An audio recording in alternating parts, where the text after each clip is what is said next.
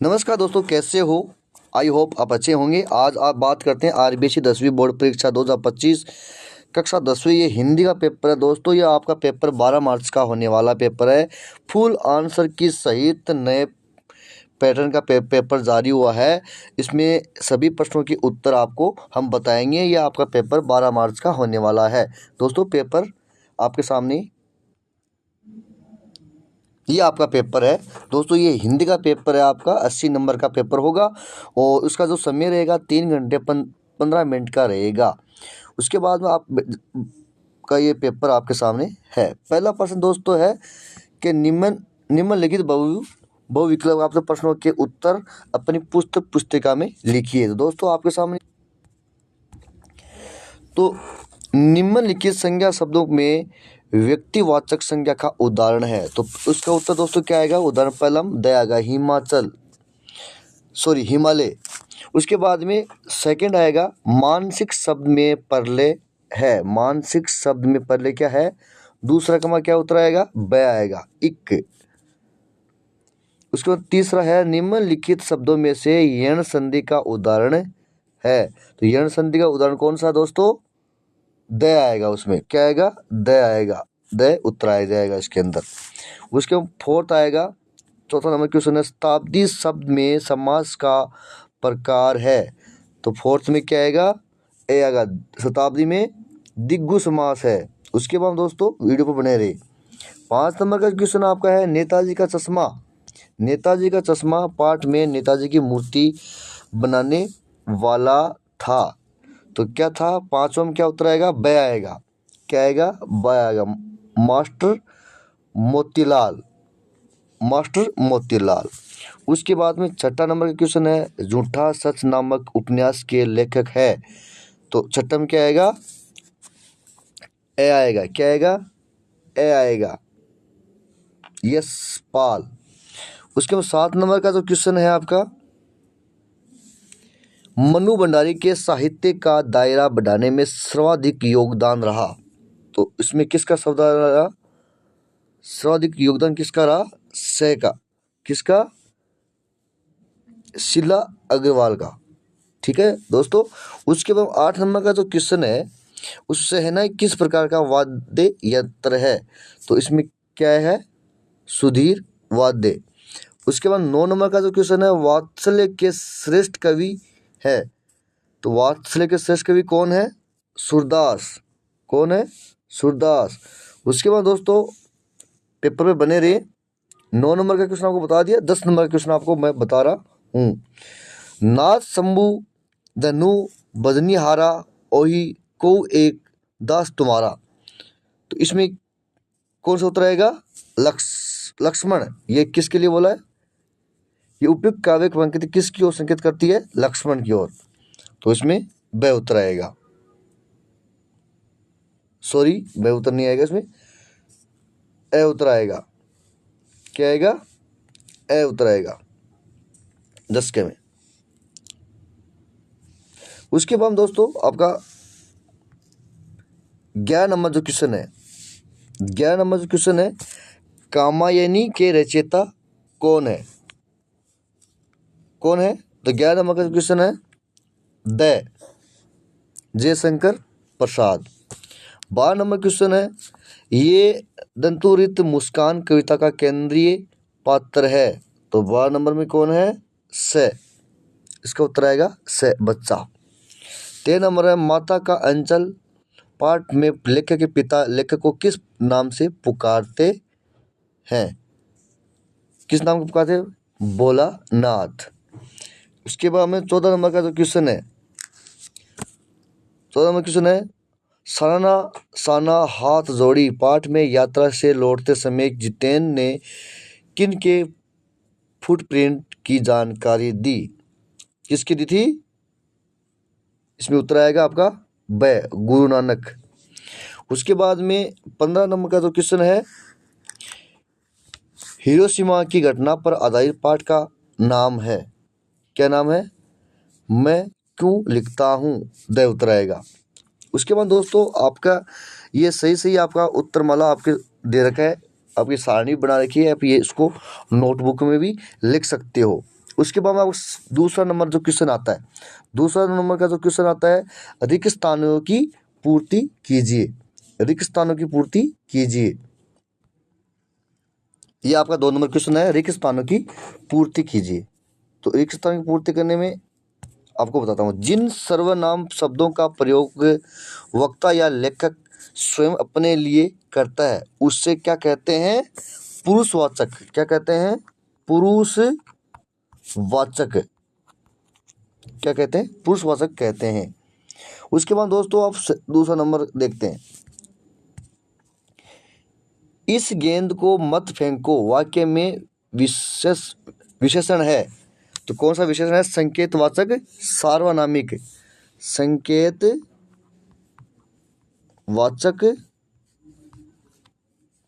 सार्वनामिक।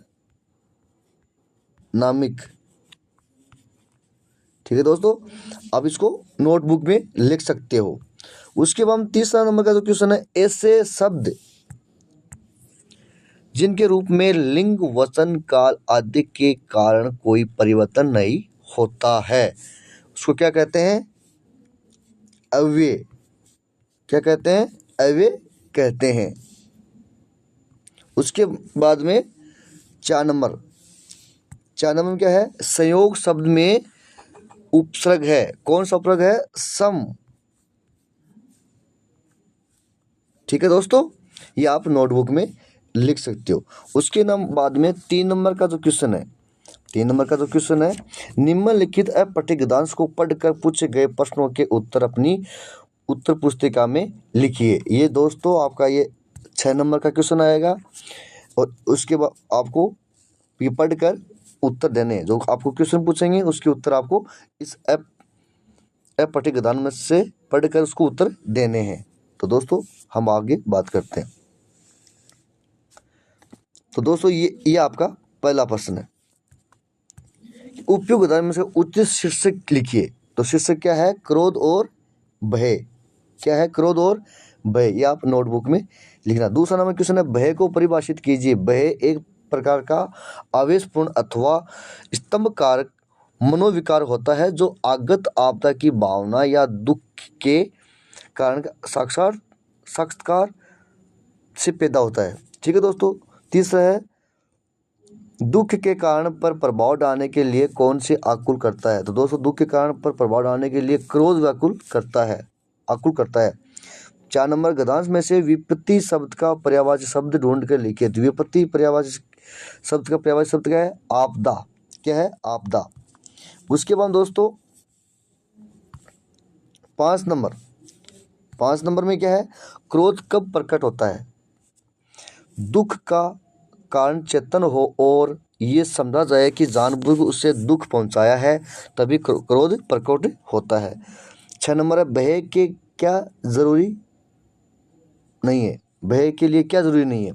तो भय के लिए दुख के कारण का निर्दीद होना जरूरी नहीं है, बल्कि इतना भर मालूम होना चाहिए कि दुख हानि पहुंचती है, दुख का हानि पहुंचती है। ये आप नोटबुक में लिख लीजिए।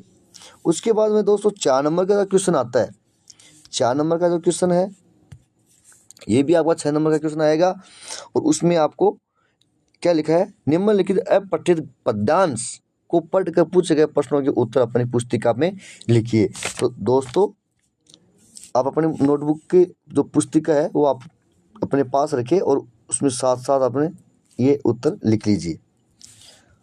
उसमें क्या लिखा है, पहला क्वेश्चन है, प्रयुक्त पदांश को उचित शीर्षक क्या है। तो उसका उचित शीर्षक क्या है, आत्म परिचय। क्या है, आत्म परिचय।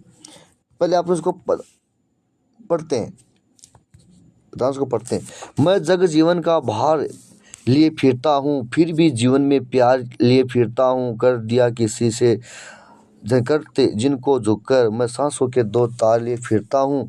सने सूरा का पान किया करता हूँ, मैं कभी न जग का ध्यान किया करता हूँ। जग पूछ रहा है उनको जो जग गाते हैं, मैं अपने मन का गान किया करता हूँ।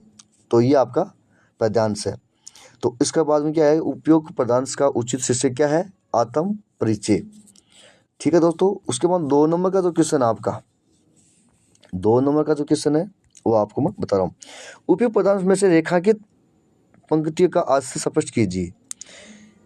कवि कहता है कि मेरे इसका क्या है, कवि कहता है कि मेरे ऊपर अनेक सांसारिक उत्तरदायित्व जिनके कारण मेरा जीवन भार स्वरूप हो गया है, परंतु मेरे मन में सभी के प्रति प्रेम तथा स्नेह के भाव विद्यमान है, अर्थात दुनिया भर में फंस कर मैं अपने प्रेम भाव की उपेक्षा नहीं करना चाहता। ये है इसका। उसके 3 नंबर कमेंट्स में कवि किसका पान करता है, तो मदिरा, प्रेम की मदिरा। तो ये आप लिख सकते हो। जग किसको पूछता है, जग या संसार उनको ही पूछता है जो उसकी हाँ में हाँ मिलाता है। उसके बाद 5 नंबर का जो क्वेश्चन है, उपयुक्त पदांश के मूल संविधान लिखिए। तो दोस्तों ये आप मूल संविधान लिख देना। उपयुक्त पदांश के मूल संविधान ये है कि कवि जीवन में सभी उत्तरदायित्व का निभाते हुए सभी को प्यार बांटता है और कवि त्याग और निस्वार्थ प्रेम के आदर्श में विश्वास करता है। ये आप लिख देना, नोटबुक अपने साथ में रखना। उसके बाद दोस्तों 5 नंबर का जो क्वेश्चन है, खंड ब की बात कर रहा हूँ, खंड ए हमने आपको बता दिया। निम्नलिखित लघुरात प्रश्नों के उत्तर लगभग 40 शब्दों में आपको देना है। तो दोस्तों प्रश्न आपका है, संगीत और संपूर्णता व अधिकार से सीखने की जिजीविष को अपने भीतर जिंदा रखा है। उपयुक्त कथन किसके संदर्भ में वह क्यों कहा गया है, तो ये आपका उत्तर आपके सामने दे रखा है, आप ये उसको नोटबुक में लिख सकते हो। ठीक है दोस्तों। उसके बाद 6 नंबर की जो क्वेश्चन है, 6 नंबर का क्वेश्चन है, हमारी संस्कृति पर मनुष्यों का क्या प्रभाव पड़ा, पंक्ति पाठ के आधार पर आप लिख सकते हो। तो इसको आप अपनी नोटबुक में उतार लेना।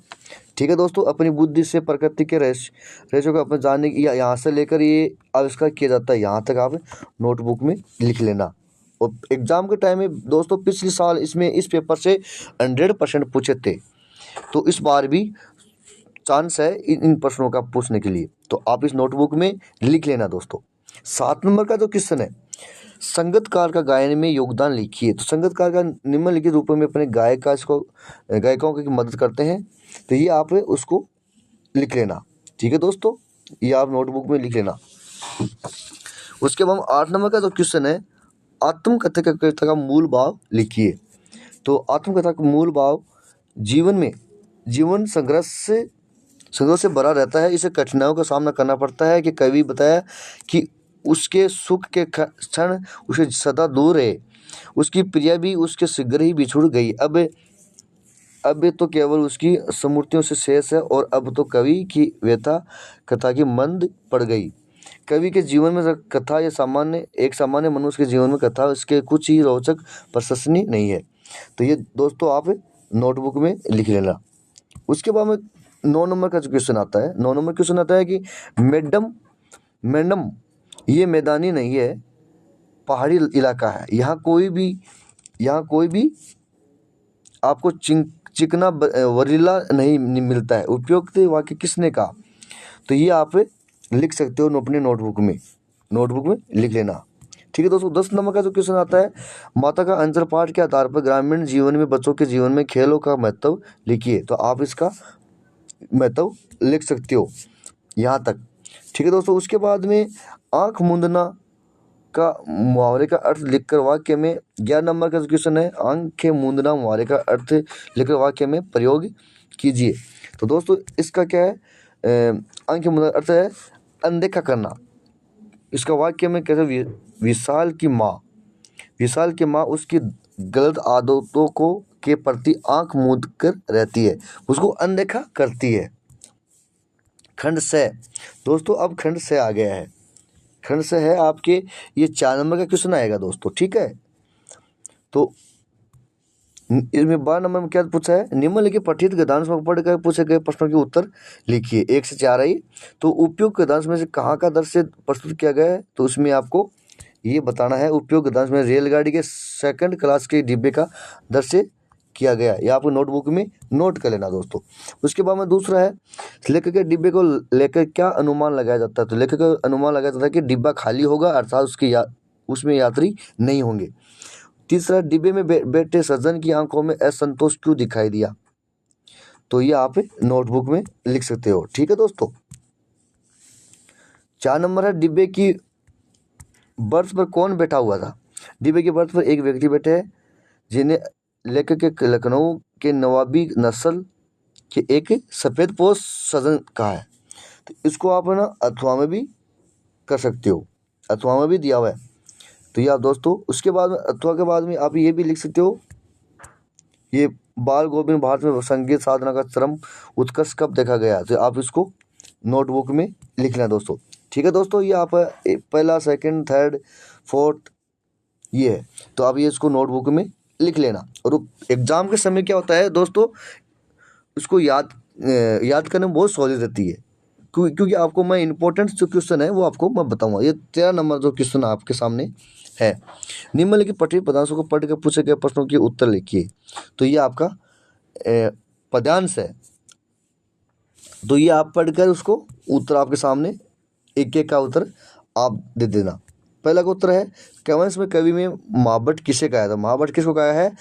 महर्षि परशुराम को कहा गया है। किसको कहा गया है? परशुराम को। उसके बाद 2 नंबर का जो क्वेश्चन है, यहाँ कुंभड़बत्तियाँ को नाई से क्या आशय है? तो इसका आशय आपको सामने ये लिखा हुआ है, तो आप इसको नोटबुक में लिख सकते हो। उसके बाद रघुकुल में किन के अपनी वीरता नहीं दिखाई देती है? तो लक्षण के अनुसार रघुकुल में देवता और ब्राह्मण भक्तों के गायों को वीरता नहीं दिखाई देती है। उसके बाद उपयोग 4 नंबर क्वेश्चन है, उपयोग काव्यांश में किन किन के मध्य संवाद है? तो आप परशुराम के मध्य, लक्ष्मण और परशुराम के मध्य संवाद है। उसके बाद में आपका क्वेश्चन है, उसमें ये दोस्तों अथवा में भी आप कर सकते हो, तो अथवा भी ये कर सकते हो। ठीक है दोस्तों, आप इसको आराम से लिख सकते हो,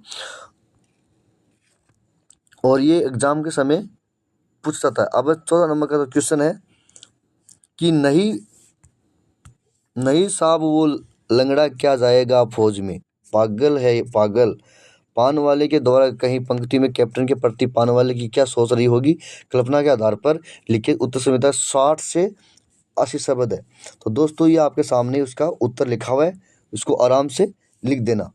ठीक है दोस्तों, ये अथवा में भी दे रखा है कि हम भाई बहनों का सारा लगाव माँ के साथ था, लेकिन निहायत असहाय मजबूरी में लिपटा उनका ये त्याग कभी मेरा आदर्श नहीं बन सका। आपके अनुसार मनु भंडारी की माँ उनके लिए आदर्श क्यों नहीं बन सकी? तो ये आपका उत्तर में लिख देना। ठीक है दोस्तों, वीडियो को स्किप नहीं करना, वीडियो को आगे से आगे दोस्तों के पास शेयर भी करते रहना, ताकि आपके दोस्त भी उसका पेपर का फ़ायदा उठा सके।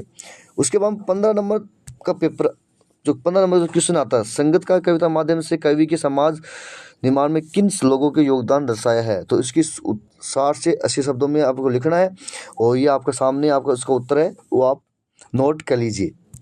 उसके बाद दोस्तों ये अथवा भी दे रखी है, उद्र गोपियों के कृष्ण के प्रति अन्य प्रेम को समझने असमर्थ क्यों रहे? तो ये आपका वो उत्तर लिखकर नोटबुक में कर सकते हो। उसके बाद दोस्तों ये कवि 16 नंबर के कवि नागार्जुन के व्यक्तित्व के कृतित्व के बारे में लिखिए। तो आप दोस्तों ये इसका जीवन परिचय लिखना है, इसका जीवन परिचय लिखना है, साहित्य का परिचय लिखना है। ठीक है दोस्तों, उसके बाद में ये इसको अथवा में भी आप लिख सकते हो, अथवा में भी आप लिख सकते हो। और रामवर्ख बेनीपुरी के व्यक्तित्व या कृतित्व के बारे में लिखिए, तो इसको जीवन परिचय लिखना है। और साहित्य संगत संस्थान ये भी इसको लिखना है, इसका रचनाएं भी लिखना है, निम्न संग्रह भी रेखा के स्मरण करना, ये सारी चीज़ें लिखनी है। ठीक है दोस्तों, उसके बाद में खंड दय आता है। क्या आता है? खंड दय आता है। तो इनकी जो उत्तर की जो शब्द सीमा होती है वो 80 से 100 शब्दों के बीच में होती है। तो दोस्तों ये आपका 17 नंबर का जो क्वेश्चन है वो आपको बता रहा हूँ मैं। दुर्घटना से देर भली सावधान से मौत टली। सिक्किम यात्रा के दौरान लेखिका की ये चेतावनी किस स्थान पर लिखी मिली? उस मार्ग में आने वाली घटनाओं को अपने शब्दों में लिखिए। तो ये शब्दों में आपको लिखना है दोस्तों। ये आराम से नोटबुक में आप नोटबुक कर लेना, नोटबुक में नोट कर लेना, और एग्जाम के समय आप उसको याद कर लेना। तो इस प्रकार के बहुत ज़्यादा क्वेश्चन पूछते हैं, इसको अथवा में भी आप लिख सकते हो। अथवा में क्या लिखा कि मैं क्यों लिखता हूँ, पाठ के आधार पर आगे द्वारा लिखने के कारणों को स्पष्ट कीजिए। तो आप आराम से उसको स्पष्ट कर सकते हो। आपके सामने लिखा हुआ है उत्तर, तो आपको नोटबुक में नोट कर लेना। उसके बाद में 18 नंबर का जो क्वेश्चन है, निम्नलिखित विषयों में से किसी एक पर निबंध लिखना। शब्द 300 शब्दों पर निबंध लिखना है। भारत में षड्यंत्रों का प्रभाव, तो आप इसको प्रस्तावना भी दे सकते हो। उसके बाद में ये प्रस्तावना है, ये वसंत ऋतु है, अप्रैल में आती है। ग्रीष्म ऋतु मई में, जून में आती है। और उसके बाद में जो वर्षा ऋतु है, वर्षा ऋतु अगस्त और जुलाई में आती है। शरद ऋतु है, सितंबर अक्टूबर में आती है। हेमंत ऋतु ये नवंबर दिसंबर में आती है। शिशिर ऋतु जनवरी फरवरी में आती है। तो आप इसको नोटबुक में लिखकर बढ़िया आप समझा सकते हो। ये फसलों का उत्पादन, खरीफ की फसल है, रबी की फसल है, जायद की फसल है, ये आप इसको नोटबुक में कर सकते हो। खान पान, बीमारियां, इसका आप उल्लेख कर सकते हो, उल्लेख कर सकते हो। उसके बाद दोस्तों ये आपका निबंध 300 शब्दों में लिखने, अच्छी तरह से इसका उपसार भी लिखना है। इसको अथवा में भी दे रखा है, कोई दिक्कत नहीं है ना। तो आप राजस्थान के ऐतिहासिक धरोहर है, प्रस्तावना, धरोहर के प्रकार, चित्तौड़गढ़ का किला है, और जूनागढ़ का किला है, फोर्ट संग्रहालय है, जैसलमेर का किला है। तो ये आप नोटबुक में लिख लेना। उसके बाद पेपर के टाइम पर उसको याद कर लेना आराम से नोटबुक को। और जो पेपर एनालिसिस यूट्यूब में है, उसको आप आगे से आगे शेयर भी करो और लाइक्स भी करो। और अगर आपके पास किसी दोस्त के नंबर है तो उसको भी आप शेयर कर दो आप। ठीक है दोस्तों, ये 19 नंबर का क्वेश्चन आपके सामने आ गया है। सिमी को राजकीय उच्च माध्यमिक विद्यालय रैनगढ़ का मनीष मानकर प्रधानाचार्य को महोदय को खेल सप्ताह आयोजन से एक प्रार्थना पत्र लिखनी है। तो आपके सामने ये प्रार्थना पत्र है। ये आपके सेवा में श्रीमान प्रधानाचार्य महोदय, ये इस टाइप की आपकी प्रार्थना पत्र होगी। तो आप उसको नोटबुक में लिखकर और इस तरीके से मतलब ये प्रार्थना पत्र तैयार करनी है, उसमें सारी चीज़ लिखनी है। ठीक है दोस्तों, उसमें अथवा भी दे रखी है कि स्वयं को यह संवर्धन मानते हुए अपने पिताजी को पत्र लिखिए। या आपके सामने पत्र भी है। इस प्रकार के कई बार पेपर में पूछते हैं। ठीक है दोस्तों, 20 नंबर, नगर पालिका के उद्यमगढ़ की ओर से स्वेच्छा जागरूकता के हेतु विज्ञापन लिखिए। तो ये आपका विज्ञापन, स्वेच्छा जागरूकता का विज्ञापन। आओ मिलकर करें नियमित सफाई, स्वच्छ रहे। इसमें मतलब ये स्वच्छता के लिए बहुत बढ़िया कदम उठा रखा है सरकार ने। तो ये आगे से आगे इसको शेयर करो। ठीक है दोस्तों, थैंक यू दोस्तों। तो आप इस वीडियो को आप आगे से आगे अपने दोस्तों को शेयर करो, लाइक करो, सब्सक्राइब करना मत भूलना दोस्तों। थैंक यू दोस्तों, थैंक यू।